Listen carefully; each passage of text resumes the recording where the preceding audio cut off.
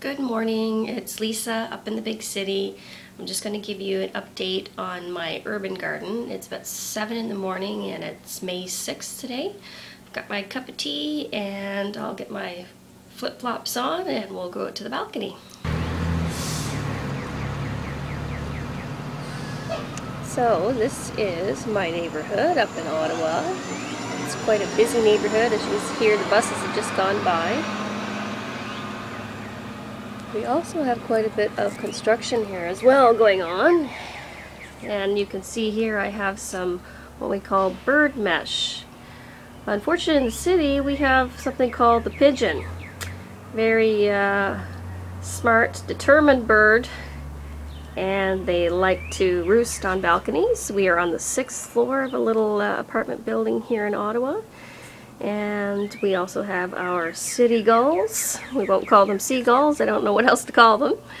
But I'm going to give you an idea what you can do with a small space. I've got a balcony here that's very large compared to most balconies. So we're talking about 19 feet approximately in length, maybe 4.5 in width.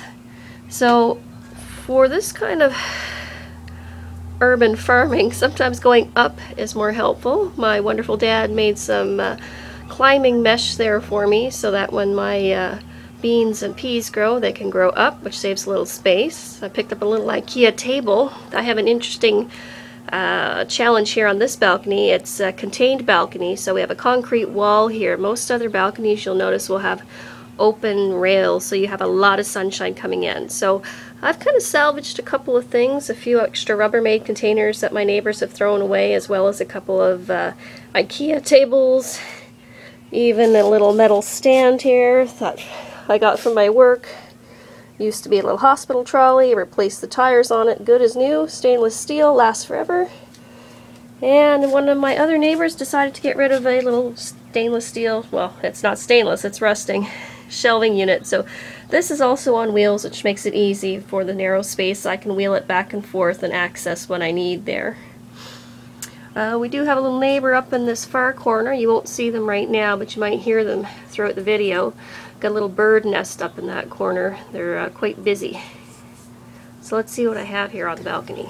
So we've come past our frost date here in Ottawa, and I've put in some beans, and we also have some zucchini that are going to be here at the front. Next to them we have some small carrots. You can see some sprouts have already started. And my tomato plants, which I started indoors and brought out last evening. Now, interesting about the tomato plants, last year they were very, very thick and plentiful. I actually had 4 per container, and I found them quite tight. They produced very well, but I think this year I've spread them out to 2 containers for 4 plants to make it a little bit more comfortable for them to grow. Here we have our tiny little basil seedlings started. And here, I'm trying to remember what I wanted to put in there. I think I put in yellow beans. Up here, if you take a look real deep, we have some little sunflower seeds started, little sprouts. This one is reserved for some potatoes. I haven't put those in yet, but you can see some of our lovely compost. Since the fall, we've been composting all our fruit and vegetable matter, as well as our eggshells. And yeah, it seems to do a great job, as well as the international teas that I drink every day. And a big thank you to Essilor Canada, Ottawa Division, for their great contribution of coffee. Keep it up, everybody, with your caffeine addiction. Here we have some little basil plants started, some more tomato, more carrot. In the back there, you can't really see them from here, we have some peas, as well as a couple of little cucumber plants near the front of the bin. And then I'll show you what's on my movable bin. So up here we have some arugula, green onion, and a little bit of dill.